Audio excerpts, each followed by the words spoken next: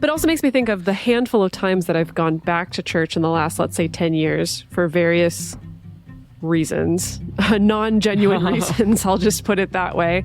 For various reasons, that going back to a church, I am always struck by, wow, there's so many people that are just like, hey, hi, how are you? Let me shake your hand. Where are you from? What's your name? Like, why don't you sit over here?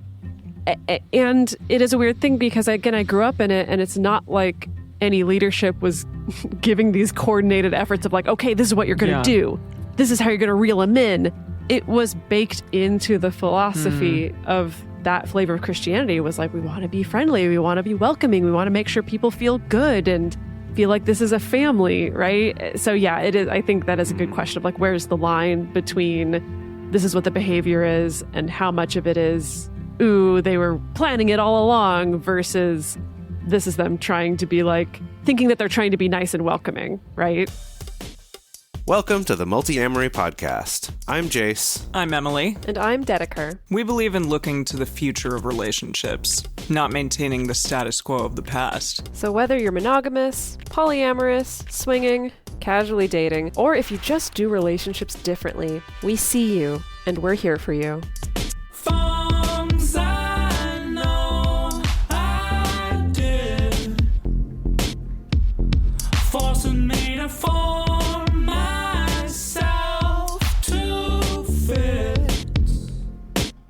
On this episode of the Multiamory podcast, we're talking about love bombing.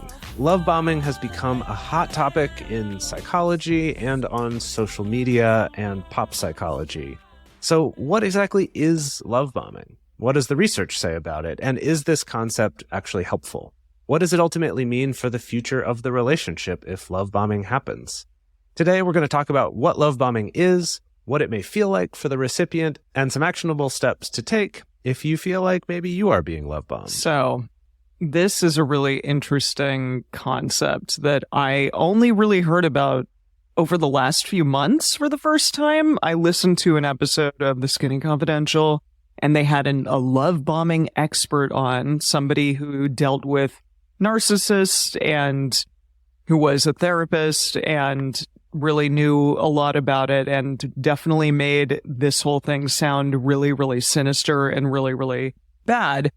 And it got me thinking, like, is that the case in every circumstance when one gets love bombed? Because I definitely feel like that has happened to me before. I feel as though I've probably done it in certain situations as well. But I don't necessarily feel like the people who have done it to me, or myself included, have been really sinister, narcissistic people. So I just kind of was interested to look at this a little bit further, because now that I heard about it, it's come up like so much around me in social media, and also people who I meet saying like, yeah, I've been love bombed and my ex is a narcissist and things along those lines. So I'm curious for the two of you, like, how long has it been since you started hearing about this term, and what sort of is your relationship to this term? Yeah, well, I wanted to start out with, like, I guess, casual definitions. We're going to get into formal definitions later, but I think it is important to, I mean, so if I'm thinking about, like, if I was put on the spot, like I'm being put right now to just define love bombing, let's say. Yeah, I think I started hearing about it on the internet probably maybe 2 or 3 years ago. It is, I think, a recent thing. I don't think it's a recent phenomenon, but like, I think recently has been picking up steam. And I guess just based on the information that I would, gather by osmosis, I would define love bombing as when someone very early on in a relationship suddenly just like showers you with a ton of affection and verbal praise, maybe even big gifts or big declarations about the relationship in this really intense, overwhelming way that maybe they don't actually sustain, or perhaps maybe is part of like a cycle of abuse, where like when you're finally ready to leave a relationship, then suddenly all the love bombing happens. I think that's how I would maybe define it just off the top of my head. And yeah, I think I've definitely been on the receiving end of that in both of those situations, both in situations like kind of more abusive relationships where that was kind of regularly baked into the cycle. as well as early on in a relationship where someone just got super Yeah. intense really, really fast, like inappropriately fast. And it's definitely, I really characterize it as like leaving a very like head spinny feeling. Yeah. Yeah, this is also a term that I've heard roundabout. It does seem like it's getting mentioned a lot more recently. Like you were saying, Emily, you've started hearing it more and more.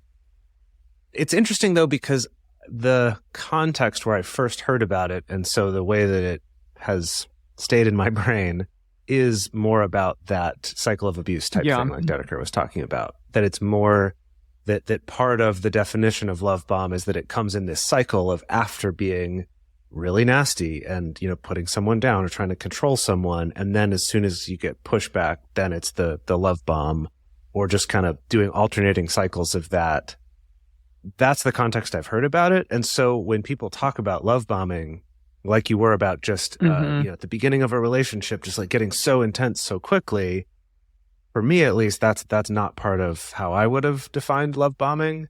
Like, to me, that's just sort of not knowing how to handle your NRE, or just getting a little too excited, or just not having enough experience to be like, okay, yeah, but I can also let this take its time, or something, right? You know, whatever's going on.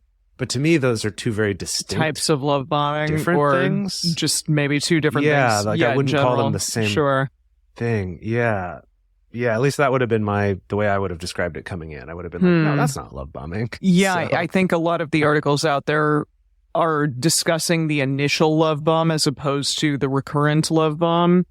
Although I think, yes, that is when it becomes more sinister, or a cycle of abuse, is especially when somebody is hurt very deeply and then, you know, the love bomber comes back and showers you with affection again, only to maybe hurt you again at a later time. And that definitely feels worse, in my opinion, than the initial love bomb, which I think can happen to so many of us just because we might be really excited about a new relationship or a new connection. So let's maybe start getting into those more specific details and origins of this word. Verywellmind.com defined love bombing almost the same way that you did, Dedeker, but without the later stuff. So love bombing occurs when someone bombs you with an extreme display of attention and affection.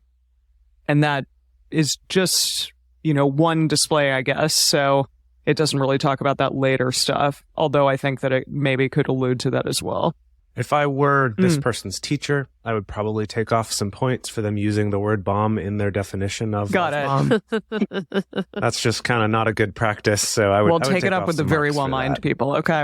And it was coined in the 1970s by members of the Unification Church of the United States and used by members of the Family International, which I looked into this a little bit further. They are an organization that was criticized as an authoritarian cult that exploited children in a variety of ways, and it was pretty rough and bad. Did you get any information about how they coined that, or what context they used the term in? Was it the same exact context? Yes, it was discussing love bombing as, you know, kind of a way to sort of reel victims in a way, which was interesting. Like by their definition, were they like, oh, that's a bad thing, or were they like, oh, this is No, a it good was a thing, bad this is a thing. It tactic? was a bad thing. Yeah. Okay. Yeah, I mean, and this came up then in a book called Cults in Our Midst, which was from 1996, which is like the most 1996 Cults title in Our I could Midst. ever Seriously, it's like- imagine for a book. Like sprinklings of the satanic panic. Yeah. Exactly. Yeah. Yeah. So Margaret Singer wrote this in 96, and in it, there's a quote here. Quote, "This process of feigning friendship and interest in the recruit was originally associated with one of the early youth cults." Whatever that is. Yeah. Sorry. It's so 90s. The youth cults. The youths and their cults. But soon it was taken up by a number of groups as part of their program for luring people in. Love bombing is a coordinated effort, usually under the direction of leadership, that involves long-term members flooding recruits and newer members with flattery, verbal seduction, affectionate but usually non-sexual touch, and lots of attention to their every remark.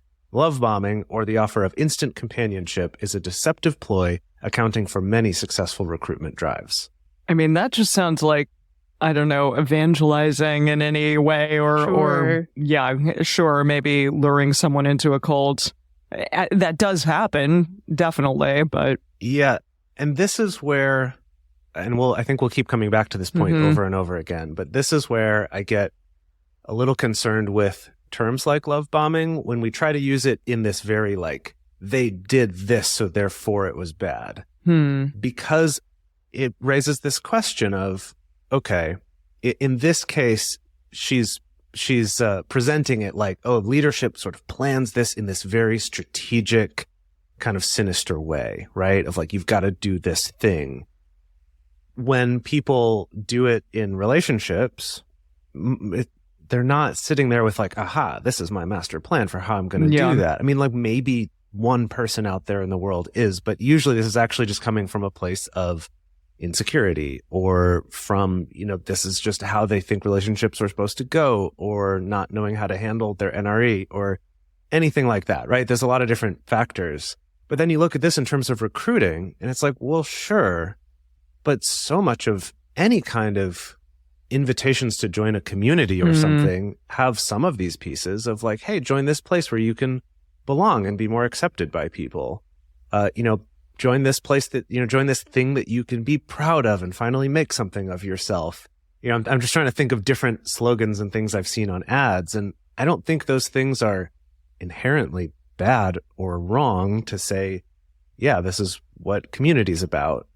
So it's like, where's the line? I guess that's what worries me when people get too caught up in trying to define love bombing so that they can then say, if it equals this, it equals bad. Yeah, it makes me think of, so I was raised in the Christian church. And and that's why I said the word evangelizing. It also makes me think of the handful of times that I've gone back to church in the last, let's say, 10 years for various reasons, non-genuine reasons, I'll just put it that way.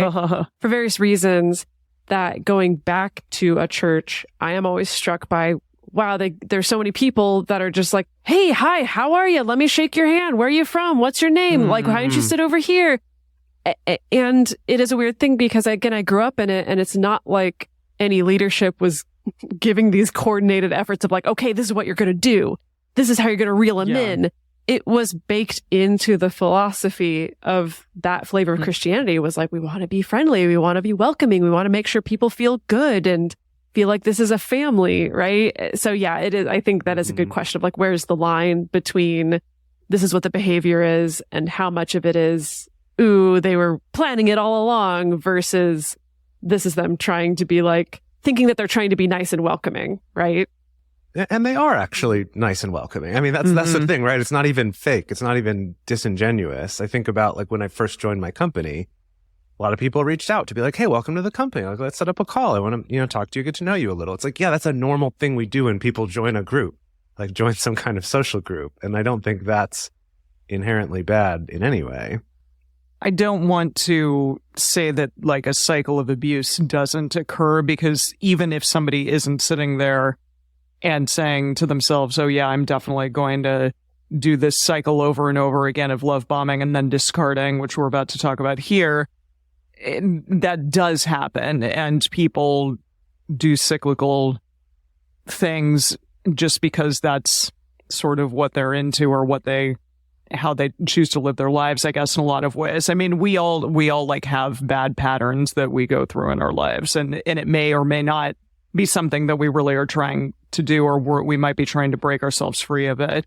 I don't want to like minimize the pain that people go through with all of this, and that's not what we're trying to do here. But I think that it's good that we're at least looking a little bit more critically at what love bombing is, and trying to say that if you do it, or if somebody has done it to you, it doesn't automatically mean that they're like a shitty, narcissistic person, and that's it. Because I do think that those two things sometimes get conflated with one another. Well, specifically, let's talk about this pattern that I think we've teased a little bit. So psychologist Dale Archer was the one who identified these different phases of love bombing, and he uses the acronym IDD. So intense idealization, devaluation, and discard. And then he also throws in kind of a repeat, the idea that the cycle continues.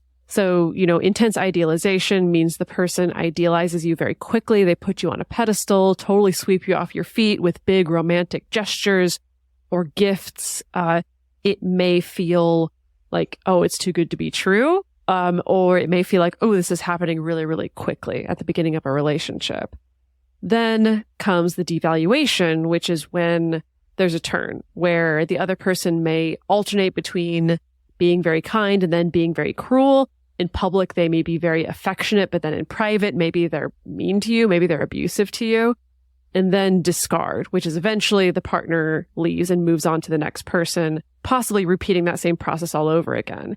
And then he does throw in a bonus of hoovering. So really it should be IDDH, which is that, kind of this idea that even after the discard phase, maybe even after they've left the relationship, the love bomber may still check in, kind of breadcrumb, possibly like try to suck the person back in to the cycle. Have you two seen, The Holiday, that Kate Winslet and I that just movie watched that recently. Yeah, so did I for the first time. But there's a character that's like Kate Winslet's ex that basically just like keeps her around in order to, I guess, feel good about himself like that. Right. He's like a perfect example of this hoovering thing, that it's sort of dangling a person a bit. Maybe that they'll come back into your life eventually, but just sort of keeping them there, even though they may or may not ever like return to your life. Yeah, it sort of seems like that. I think that also in modern day terminology, we have some other terms, like Dedeker mentioned, breadcrumbing is one that's used. I think also submarining would apply here. Oh. Like you come out a little bit once in a while of the water? Like they disappear. Like maybe they ghost you or they break up with you and just don't talk to you, and then maybe pop back up again. Like suddenly you're like, actually, wow, I'm in town thinking of you, and maybe that could also come along with some love bombing behaviors again, possibly. I don't know. Yeah. And then they disappear again. Right. So it's just interesting that we now have kind of these other terms because no one knows what a Hoover is anymore. Love it. Okay. So with all of this, let's talk more about some of the research. Now, this was really interesting. So Emily was the one who did the research for this episode. And you were telling us, Em, that basically it seems like there's only one study out there that all the articles that I could reference. find. And I tried every way of, Googling love bombing studies and going through multiple pages. And this basically is it. And yet so many articles out there are like, this new study about love they all bombing point back says to this one study. Okay. Yes. Yeah. And so please tell us about this study, Jase, because it's an interesting one. Yeah. So Emily and I spent some time together kind of looking through this, trying to understand what's really going on here. So this is a study that was done at the University of Arkansas published in 2017 called Love Bombing, a Narcissistic Approach to Relationship Formation. And this was authored by Strutzenberg, Wiersma Mosley, Jakowski, and Becknell. So here's how the study went down. They gathered participants who were just fellow college students. The college students, in exchange for participating in the study, were either given some credit or a $50 gift card, various things like that. And they were in the running for a $50 gift card. They got, they threw like their names into a hat for a $50 gift card. Got it. But also they did get extra credit or something, so that's cool. Right. So 484 college students who were all, students at the same university, at the University of Arkansas. The participants ended up being predominantly white women, and they conducted a study that was just them filling out a survey, and they used a few different measures. So they were looking at, one thing was attachment. So they used the adult attachment scale, which are those, 1 strongly disagree to 5 strongly agree. An 18-question thing to determine how securely attached, how anxiously attached, and how avoidantly attached were the people. Then they used the Rosenberg self-esteem scale to see their self-esteem. They used a narcissism measurement scale, which is the hypersensitive narcissism scale. And then they used a love bombing measurement, which is one they came up with themselves for this study. So they put together 8 items to identify if this person does love bombing. And then they also came up with some questions to determine how much this person uses texting in their relationships. So here's what we found from all of this, or here's what they found.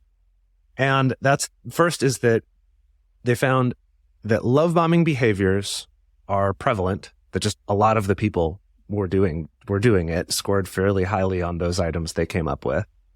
And that they said by identifying items to describe love bombing, it was found that individuals who display love bombing behaviors are likely to act from an insecure attachment. So they found a correlation between higher scores in insecure attachment and higher scores in doing love bombing. And so they're saying that perhaps this is something that they're doing to try to, get this person to help support their own self-worth and their own feelings of value within society. So with that said, we want to talk a little bit about this study because there's some issues with it, besides the fact that no one's replicated it that we could find. But there's some issues with it. I know, Emily, you had some things you wanted to point out here. Well, like I said before, it seems to be basically the only study out there on love bombing. And they even acknowledged within the study that more, studies need to be done on this to really measure it further, and especially the correlation between attachment styles and whether or not a person is a narcissist or whether or not a person is more or less likely to love bomb another. And the study itself was done by students.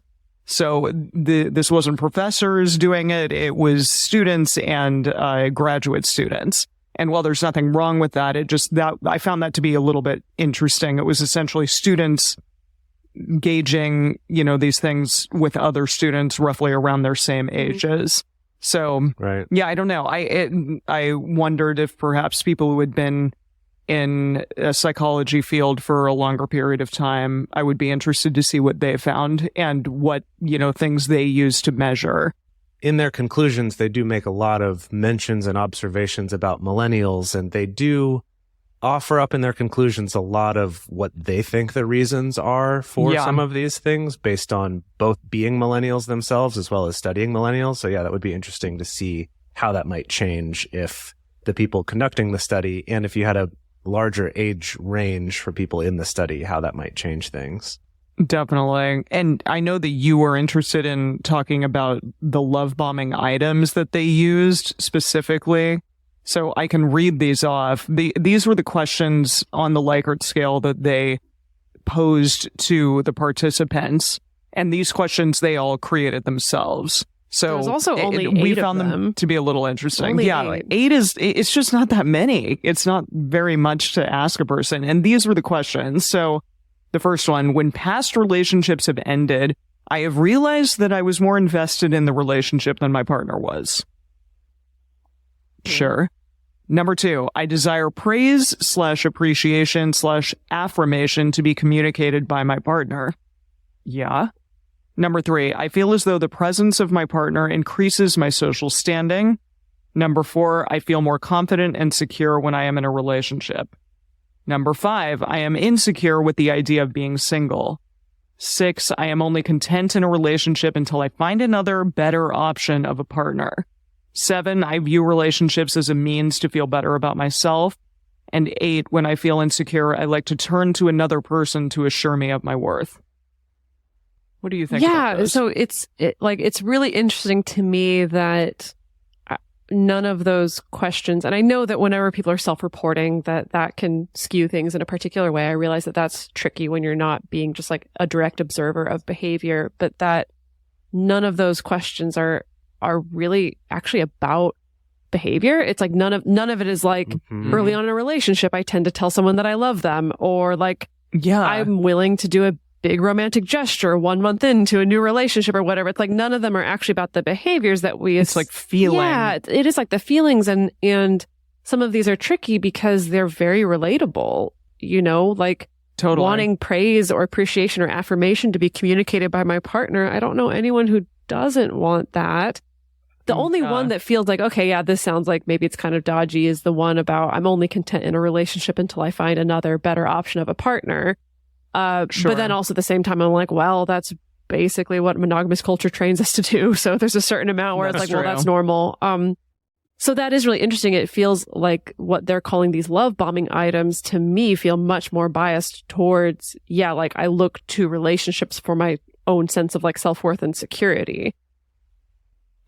Yes. And this is, I think, a really fun example of the way that bias can end up in research. Right. So my guess as to what happened here is that they wanted to do a study about love bombing. And then they have that thing of, well, it's hard to get people to admit to this behavior or self-identify their behavior. So instead, we're going to take this concept we have of what love bombing is, and then what we think people who do love bombing feel like. And that's the questions we're going to ask. And you get like into putting this your weird hypothesis sort of, into the exactly. Exactly. The hypothesis is kind of baked into the questions and the way they structured them. Well, and that to me may have happened because these people are pretty young. They don't have a huge amount of life experience behind them. Maybe they do, but it's their own personal bias coming into it. And I think potentially if it had been a professor or maybe, I mean, people who are older or have more life experience bring their own bias into it. Everyone brings their own human bias into it. It's not like there's a way to hermetically seal off any research from bias. I understand that. Yeah. Right. Yeah. But speaking of bias, I will say they were also looking at millennials in this study. And because I think the correlation or the idea that millennials are narcissists has been a big thing and a big factor in a lot of ideas recently. When I was looking all this up, it was like, are millennials more narcissistic than any other generation? And a lot of people believe that, and they actually looked into a study on are millennials more narcissistic? And they found that no, millennials are not more narcissistic than anyone else, but that they believe the discourse out there on the fact that millennials are more narcissistic. And they're like, yeah, we are. And that's okay. But also it apparently makes millennials feel worse about themselves, that they are just a more narcissistic generation. So I do wonder if that kind of fell into this a little bit as well. Yeah. I do want to point out that, so one of the things they measured on this test was a scale of narcissism, right? Which was not one that they created, but one that they decided to use. And as we've talked about in the past on this show, narcissism is a highly contentious thing to even diagnose or measure. We'll talk about that a little bit more after the break. There's not a lot of agreement on that. So, but anyway, they took that. And then as we mentioned, their questions about identifying if these people are love bombers were more based on their feelings. And if you'll notice, a lot of those questions were tied to anxiety of some kind, right? It was that like, I feel anxious about being alone. I feel like my social standing increases when I'm with my partner. I want to be praised and affirmed by my partner. A lot of stuff that's related to, insecurities and anxieties.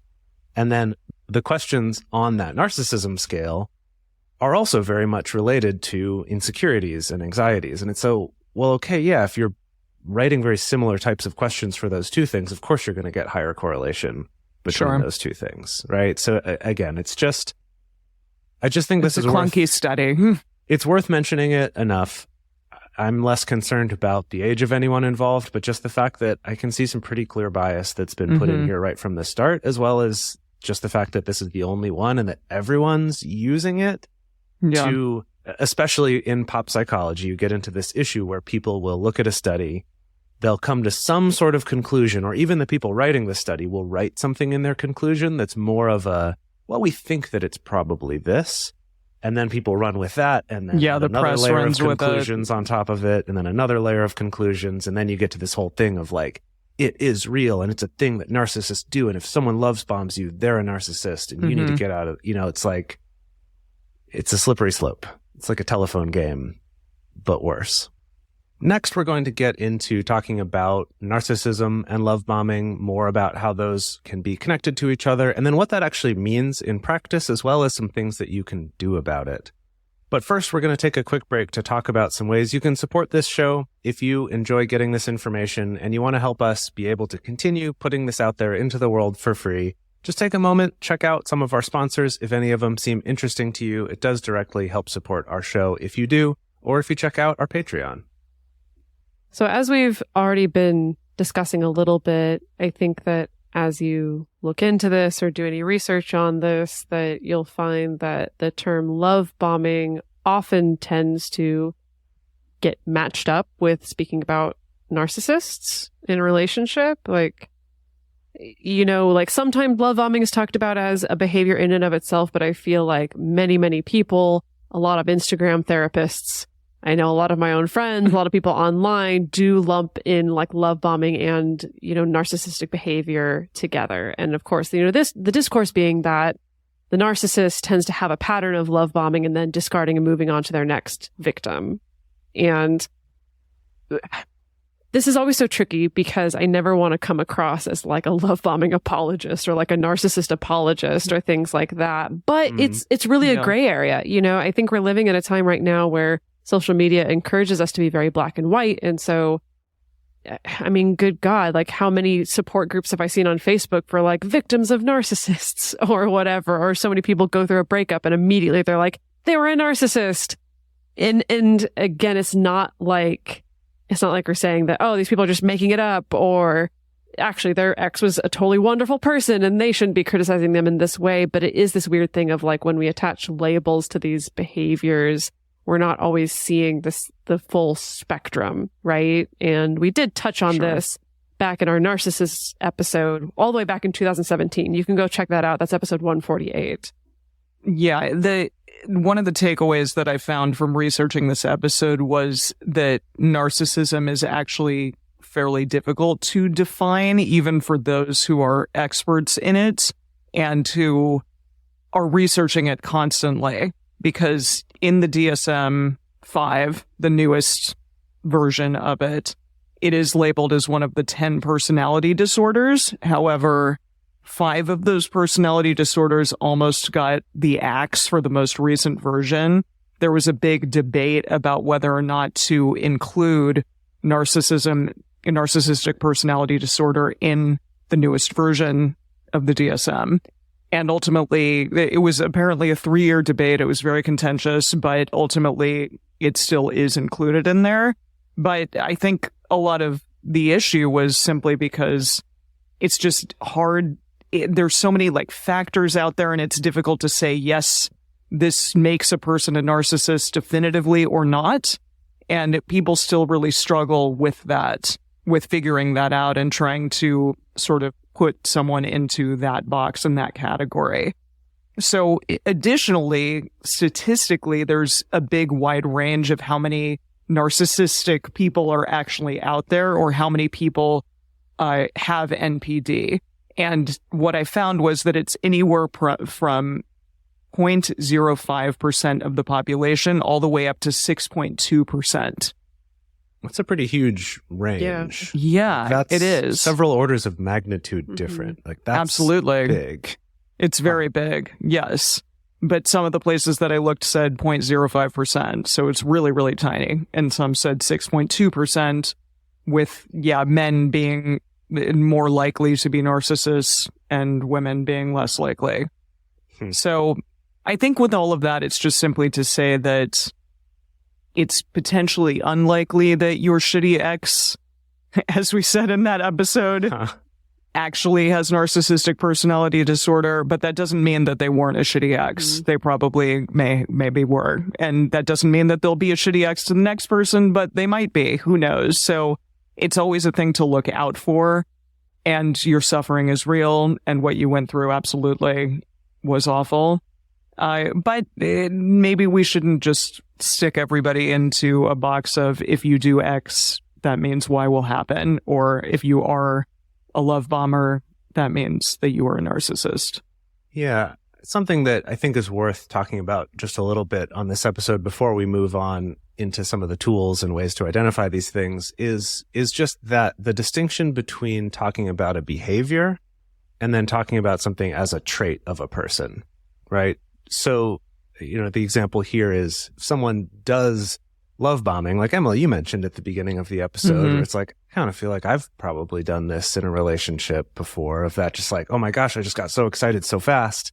Yeah, I did that in my current relationship. I think I did it to you a little bit, for sure. When I was in a relationship with you, I definitely like go hard at times in certain relationships. But yeah, I mean, Dedeker, like I wanted to give you gifts too. Like that's just like a thing. That's like my love language. But yeah, I don't know. And it's a spectrum for sure. Right. But I guess what I want to get at though is that, so if you wanted to take that example of the behaviors, and maybe you would, Emily, say, you know what? I don't think that's the best, healthiest behavior. And I'm not to say that it is or isn't. I mean, it didn't cause a problem for us, but sure. And you're still in your current relationship, so clearly it wasn't some kind of awful issue there. Yeah. But even then, right? Because I think I've probably, I know that I've had people be like, whoa, you wanted to get way too intense too quickly, like from an emotional standpoint or whatever. And I think I've seen tons of friends do that. And I've, that's just a thing that happens.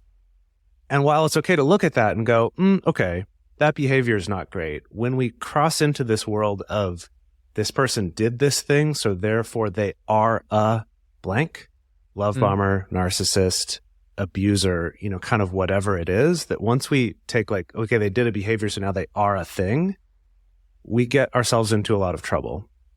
Because one, we are setting up a situation where people are less able to admit they've done those things because, if I admit that, then I am this thing, which we all think is bad and evil and should be ostracized and shunned from society. So I can't ever admit that, which makes it harder then to change those behaviors moving forward, or to get any kind of, closure or resolution for the person who was hurt by that. As well as, by doing this, potentially then encouraging our communities to not then offer education and support, even if it is in the form of tough love to these people, because it's like, no, they're irredeemable right, now. Like you're a narcissist and that equals the bad guy, and we don't want bad guys around, so we throw you in the garbage. Yeah, we block you, we ban you, we do those sorts of things instead of looking at the behavior. Now, again, that's not to say that all behaviors are forgivable, but that when we get into this, I'm going to lump you into this category of narcissist or abuser for a behavior, and kind of not seeing like, but then I'm lumping you in with these other people that have done something much worse. And then maybe these other people who've done something less so can also be really hurtful to victims of that as well. When it's like, okay, cool. So you're minimizing this actually really horrible experience that I had because now you want to get in on giving your partner this label. And I know no one's approaching it that way, but it is something that I see kind of pushing some people who have really suffered serious abuse to the side and not kind of giving them the care that they need, because we're applying these labels a little too liberally and too broadly just based on these behaviors. So speaking of looking at behavior specifically, let's take a little inventory to maybe help people understand, is this behavior love bombing, or is it just affection? Is it just love, right? Because these things do fall on a spectrum. And so, of course, there's the possibility that maybe you did some of this love bombing behavior, or you had it done to you and it still turned into a very healthy, long relationship. And also the opposite can happen. There can be a courtship process that is slow, that is deliberate, that is intentional, and it turns into a really shitty, toxic, abusive relationship, So it's not always 1 + 1 = 2 in every single situation here. So, but still, it is always a good idea to be mindful, to be cautious at the beginning of a relationship and be on the lookout for, I guess I would categorize this under some red flag behavior, right? So we do have a list of some specific behaviors to look out for in comparison to maybe some like healthier or like just better behaviors to be looking out for, some green flag behaviors to be looking out for at the beginning of a relationship. And again, these lists are not exhaustive, but maybe they can give you a gist of what you might keep your eyes peeled for. So here are some examples of love bombing. We've talked about a lot of them already, but things like really excessive compliments, or buying expensive gifts, or making super grand gestures right away. one thing to notice about that one is when it comes to things like expensive gifts or even grand gestures, I think that one's also relative to how much money does this person have? Sure. How often do they give gifts? Just in general, what kind of gifts do they give generally? So it's not to say, you gave me an expensive gift right away. Oh no, that's a red flag. If you can look at the rest of the context, I think that's important. Yeah, definitely. I'm trying to progress the relationship really quickly. We always say don't sign anything in the first year, and we mean it. Please don't. Because some people may say like, wow, you're my soulmate, you're the one. And which is also on this list. Yeah, let's sign a lease. Let's get married immediately. Things like that. I do know people who have gotten married after 3 months, which is mind blowing to me. But maybe you're one of those people and that's totally fine for you. But maybe that's something to look at if it feels a little strange. Also, even lots of calling or texting throughout the day that feels excessive, that's something to potentially look out for. Also, any of these things that make you feel uncomfortable. I think there is sort of a difference if you feel as though, hey, like this is reciprocal. This is a thing that I also feel that I'm also really excited about because the NRE is really strong here. But if there are things and behaviors that are happening that make you feel uncomfortable, that's something to be aware of and to look at for sure. I've seen talk of later in the relationship, somebody, this is more on the narcissist side, but just being on the lookout for, is this person wanting me to stay away from other people in my life? Are they wanting to sort of be the only source of comfort and source of support in my life and don't want, me to be around other friends or partners or family or things like that? Yeah, I think something to look at there is that there are a lot of different excuses people can use for that, right? About whether it's the gender of your friend or the fact that this person is an ex or, some other trait about them or something. Like there's lots of ways that people can justify asking you or trying to limit, even just by getting upset a lot anytime you hang out with this person without explicitly telling you not to. So it can look a lot of different ways. And unfortunately, in some cases, such as the gender of your friends, our society can't even say, yeah, that's natural and normal. And they shouldn't want you to be friends with that person. So that's definitely a big one to watch out for, just in general. And it doesn't have to mean that they're a narcissist, but just if that behavior is going on, that behavior is not good and something that needs to change, or you need to get out of that relationship. Most of these behaviors we've talked about in the context of romantic relationships, but I do just want to point out that like the two really big, egregious love bombing times that happened in my life happened with friends. For example, someone very quickly said, I want you to be the godparent to my child. And another person said, I want you to be in our will, after a really short period of time. And also would, when they came to the restaurant that I worked at, like give me an enormous tip every single time. And while it felt really nice and flattering and like, oh, this person has money, they can do that, I think that relationship I no longer have. And so therefore, I kind of see it as a potential red flag, both of those things, that it was just this huge proclamation and kind of going over the top. And so eventually that relationship ended after a period of time and some abusive behaviors as well. So both of those things I found to be red flags that I think are just things to look out for, because friends can also do this. I don't know if that's happened to the two of you ever with non-romantic relationships. It's funny actually that I think that I have had that happen with a friendship type relationship. And there's one case I'm thinking of where it was just kind of, he came on very strong with like how intense he was about this friendship. And I was just kind of like, I criticized him about something and he then just sort of disappeared and never spoke to me again. Yeah. So it was like in that case, similar to what happened with Meg. Right. So that was like, one. Yeah. But I was going to say though, is the other one was someone who, very quickly was just like really talking about what good friends we are and really wanting to like do a lot of stuff to help me and, you know, calling me his best friend very quickly. And I was a little bit like, well, okay, like, you know, all right, I'm not going to reciprocate that or feel I need to, I don't know. Like, sure, it's like, I guess that's cool, but it mostly just felt a little bit weird. Yeah. But in that case, it wasn't something that led to that friendship ending. It was just, okay, then eventually we did end up getting a little bit closer. And then I was like, okay, yeah, we are close friends. But it was that just he got there a lot faster. Right? And I was like, I need some time to get there. And so it's not necessarily saying, oh, if someone does this, this is just bad and this can't ever work out. But it's about the behavior.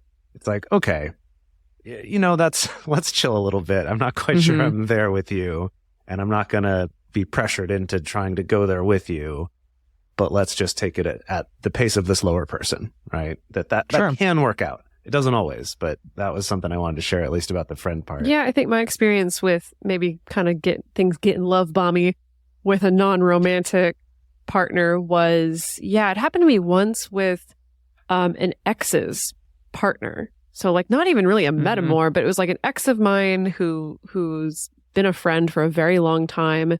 His partner at the time spent a long time really feeling very threatened by me, really disliking me, it causing a lot of tension and drama in their relationship. And then one day it was this sudden 180 where she reached out to me, and it was like all of this like super excessive compliments and reaching out a ton, and it was this weird, disorienting, very uncomfortable experience, you know, where again, I think it did a good job of like not trying to be mean or push back or whatever, trying to like take this person's bid, right? Because ultimately I wanted to be connected to this person and for it to feel good, but also trying to not feel pressured to be like, oh, I have to match this level of intensity. To be their best friend. Yes, now I have to step in and be their best friend. And sure enough, like, it's not like they 180 back to hating me, but it definitely didn't maintain that same exact intensity. I think especially when I didn't match it, right? And so again, I don't think of that person as like evil, narcissistic person. They were planning that all along. I'm just like, there is some shit going on with you.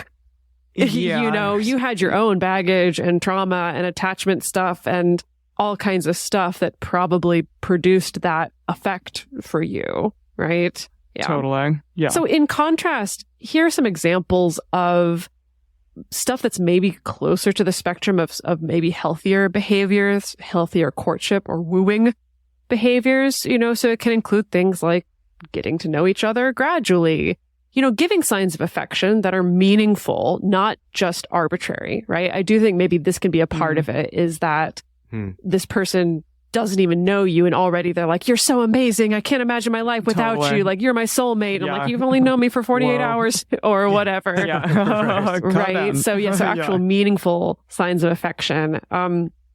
Checking in with each other and sending thoughtful messages to each other. I think this is in contrast to just like this person texting you or calling you constantly. Overload. Yeah.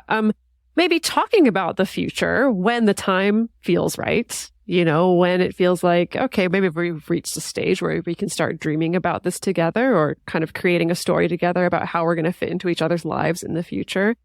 And also making intentional effort to get on the same page about the progression of the relationship, you know?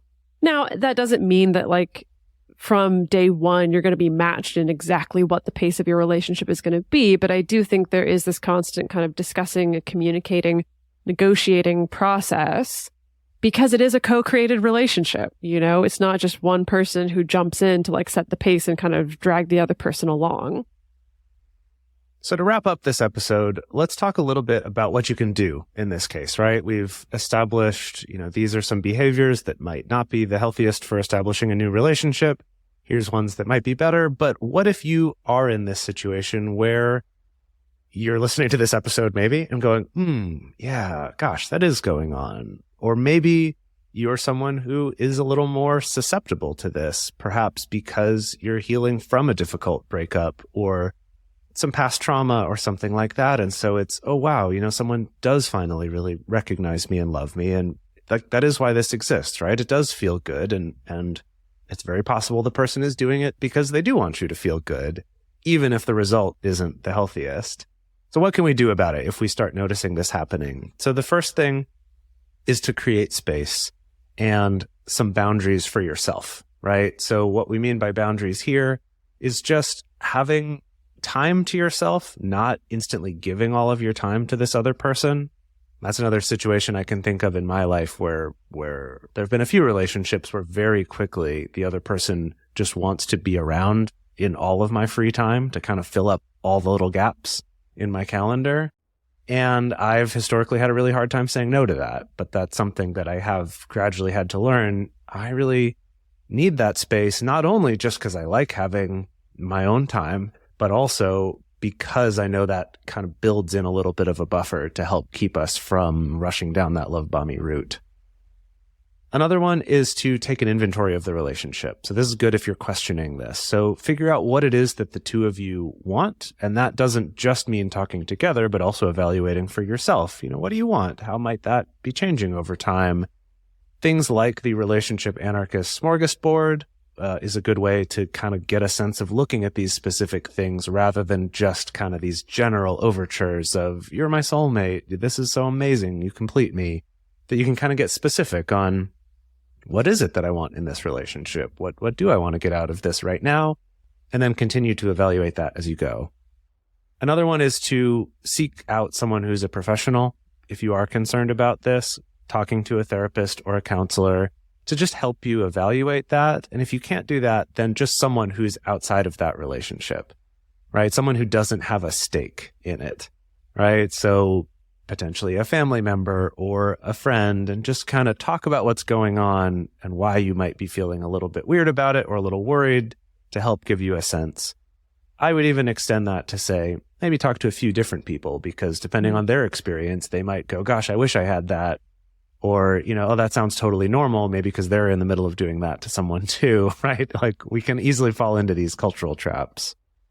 And then just actually pay attention to your feelings, right? Don't dismiss those red flags when they come up. I will say they don't necessarily have to mean I see one and instantly I'm out. Maybe that's just some avoidant attachment showing up. But pay attention to them, acknowledge them, take them seriously, and think about that as you move forward. And as always, it's okay to break up if the relationship doesn't feel right. And that goes for friends too. Also with your metamors, you don't necessarily have to be their best friend. I mean, ideally, you're going to have a healthy, nice, polite, at least, relationship with your metamors. But you don't have to feel like, oh, I need to be this person's best friend. Or as soon as I connect with them, I really got to make this connection because that's the only way I can be a good polyamorous person, is if I'm best friends with my metamor. So also just be aware of some of those social pressures to either stay in relationships, stay in friendships, or to get close to metamors. And that it's okay if you don't want to do that. Wow. Well, thanks, everyone. Hope we learned something today. And I'm really interested to hear what people think of this episode and just to discover more about love bombing from each of you, if any of you out there have actually had this happen to you. And so that is going to be part of our question of the week. What are your thoughts on love bombing? And also, is it something that you've ever experienced? This is going to be on our Instagram stories this week. And the best place to share your thoughts with other listeners is in the episode discussion channel on our Discord server, or you can post in our private Facebook group. You can get access to these groups and join our exclusive community by going to patreon.com/multiamory. In addition, you can share with us publicly on Twitter, Facebook, or Instagram. Multiamory is created and produced by Jase, Lindgren, Dedeker, Winston, and me, Emily Matlack. Our episodes are edited by Mauricio Balvanera. Our production assistants are Rachel Shennework and Carson Collins. Our theme song is Forms I Know I Did by Josh and Anand from the Fractal Cave EP. The full transcript is available on this episode's page on multiamory.com.